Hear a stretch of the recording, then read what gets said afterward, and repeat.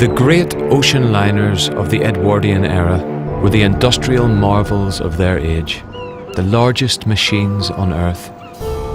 When the owners of White Star Line commissioned the Titanic, their ambitions were every bit as large as their plans for the ship herself. She was to be the biggest, fastest, most luxurious passenger liner ever built. Construction began at Harland & Wolff shipyards in the spring of 1909. The city of Belfast watched her grow and took pride in the feats of engineering required to construct and fit out this giant vessel. From her triple propellers to her elegant back-swept funnels, the Titanic was a sign of her times. Culture and commerce alike were hurtling forward into the modern age. After just 3 years' hard work, she was finished, a floating city, ready to welcome a whole community on board. The passengers on her maiden voyage were drawn from all walks of life. Among the gilded staterooms of first class, silent film stars rubbed shoulders with millionaires. Further down in second class, the quarters were compact but still comfortable, housing school teachers, small businessmen and the like.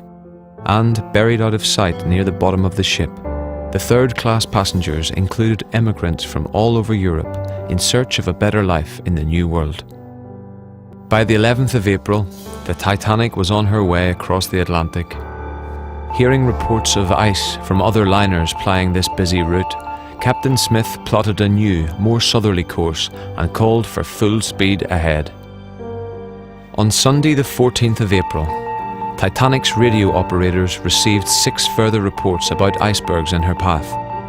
They were busy sending telegraphs on behalf of passengers, and the final 2 warnings never reached the bridge.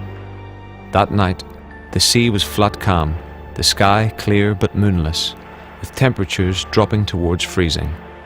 In these conditions, sea ice is very hard to spot. But at 11:40 p.m, the lookout sounded the alarm in a telephone call to the bridge. Iceberg! Right ahead! Despite efforts to bring the ship around, she struck the iceberg less than 40 seconds later, opening up a long tear in the starboard hull and sending the sea rushing in. The Titanic was designed to stay afloat with 5 of the forward compartments flooded, but that night 6 were broached. At first, the impact didn't strike the crew as anything too serious. But by midnight, the forward third-class sections of the ship were beginning to flood, and Captain Smith realized that the Titanic was in grave danger. He ordered the lifeboats uncovered. There were 20 lifeboats on board, more than the law required, but far too few to carry all the ship's passengers. No one could imagine that a gigantic liner like the Titanic might sink before another ship came to the rescue. And indeed, the Titanic's crew could see the lights of another ship that night, lying at anchor less than 20 miles away. Despite increasingly frantic efforts to make contact, they got no response to their radio calls or distress flares. The nearest ship that answered Titanic's SOS was the Carpathia. Her crew immediately set off to the rescue, but she was 4 hours away, even at frantic full speed. Because of the shortage of lifeboats, Captain Smith ordered women and children to board first. The crew managed the evacuation as best they could in the confusion, but many boats were launched half full. Third-class passengers had to find their way through a maze of corridors and staircases to reach the boat deck. Just after 2 a.m, the final lifeboat was lowered. The passengers still on board could see that the game was up.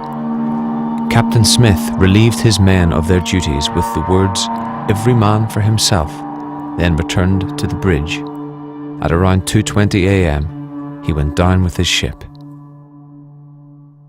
By the time the Carpathia arrived to pick up the survivors, more than 1,500 people had perished in the freezing water, and the ship herself lay on the seabed almost 4 kilometers below. Less than a third of the third-class passengers made it onto the list of survivors, although the women and children first policy proved effective across all classes.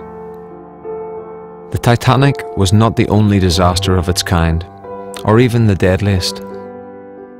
But there is something about the story that still captures our imagination a century later. The way the tragedy slowly unfolds towards an inevitable ending. The warnings it seems to offer about the limits of technology and the arrogance of man. It's no wonder we have turned this unlucky ship into a legend.